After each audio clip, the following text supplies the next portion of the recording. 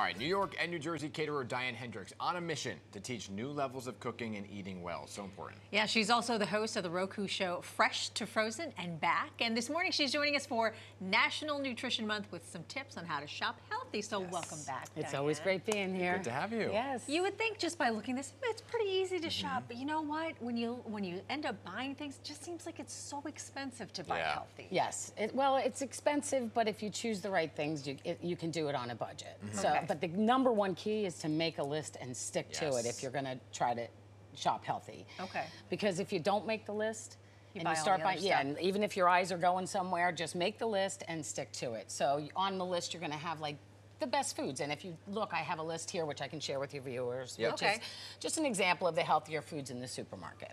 Okay. So the thing is, though, when you get to the grocery store, right, you always are looking for the cheapest option that's available, Right. which isn't necessarily the most healthy. Right. So how do you kind of look at the price and be like, okay, I can justify it? Well, there is, if you're thinking organic, there's something called the Dirty Dozen where you can look it up and see the 12 foods that absorb the most pesticides, because unfortunately buying organic can be much more expensive. Yes. And, especially produce. That's where the healthiest part is, and a lot of the cost comes in. Right. So that's helpful. But like canned beans and, you know, there's things in cans that have lower sodium that are just as good as if you got fresh. You know? Okay. So what are the must-haves? we've got canned beans, we've got rice, whole grains, fruits, vegetables, nuts, seeds, good quality oils.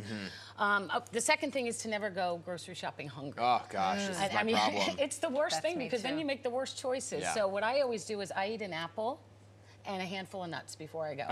So that when I'm at the store, I'm not like ravenous and then going for like potato chips or Well, something my that's problem, like the right? momentary Like, craving. Yeah, I'm really guilty of Yeah, that. I think everybody is. Okay, so you're saying the tip number 3 is to peruse the periphery. Yes. What are you talking about The here? periphery of the grocery store is where you're going to find the lean meats, the fish, the poultry, the low-fat dairy, the produce. So kind of really spend most of your time out there.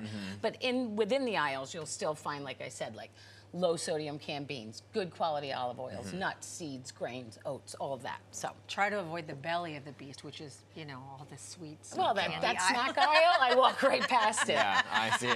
I'm a sucker for it. Something else that I always do, like my downfall is potato chips. Yeah. That's me. And ice cream, because I love both of them. So I never buy it at the grocery store. I save that for when I go to like an ice cream shop and get an ice cream. Okay. Or, you know, I'll get potato chips when I'm out somewhere. But if I have a bag of chips in my house, I'll eat Oh, them. they never last. They never last. But what about the label lingo?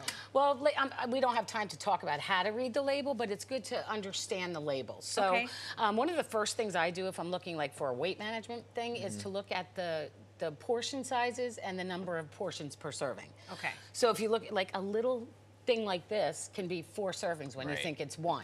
And then you multiply the calories by the number of servings, and all of a sudden you're at 1,000 calories when you thought it was like 300 or 250. Serving size, half a teaspoon. Very important. Very well, like, you know, just as an example, a tablespoon of good quality olive oil is 120 calories. Right. Oof. So, and you know, when you cook like this, Which is think about which a lot of us do. Yeah. But there's some good spray oils.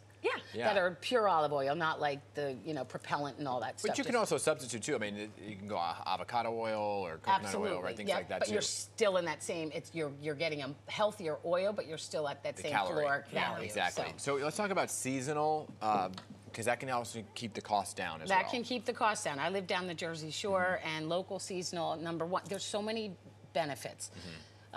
It keeps the cost down. You're supporting your local farmers. You're supporting local businesses, and it's also reducing your carbon footprint. Yeah. Because you know you're buying right next to home rather than the trucks that have to bring everything to you. So it's always good, and supporting the local businesses because I'm a small local business. What's seasonal right now?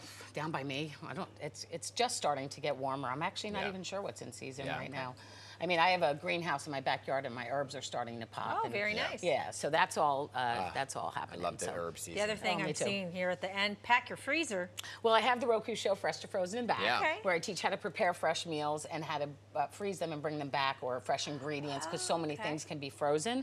But we talk about canned and frozen and fresh. There's a lot of benefits to frozen because they're flash frozen and they're handy. So you always, especially with vegetables and fruits, then you always have them on hand. So if it's not there, you're not going to eat it. So this one I love. I mean, this is company called Seal the Seasons. I love it because if you look at it, it says New York, New Jersey. Yeah, So nice. I like that. And if you're in another state, it's whatever is in that state. Right. So that's pretty cool. But there's like, how do you get rid of that myth of like, you know, it's frozen, it's gonna get all watery and soggy and gross compared to like a fresh? Well, that's true. Yeah. So if you're looking for a fresh fruit salad, you're not going to use a frozen. Right. But if you're going to make a smoothie, or if you want, Okay. you know, sometimes I'll just drain these, and I like to add a little bit of, like a little balsamic vinegar, and maybe a teeny bit of like brown sugar, and then mix it in with the berries, and that's like a really nice flavor. But it's just good, and like, you know, broccoli, spinach, all of that.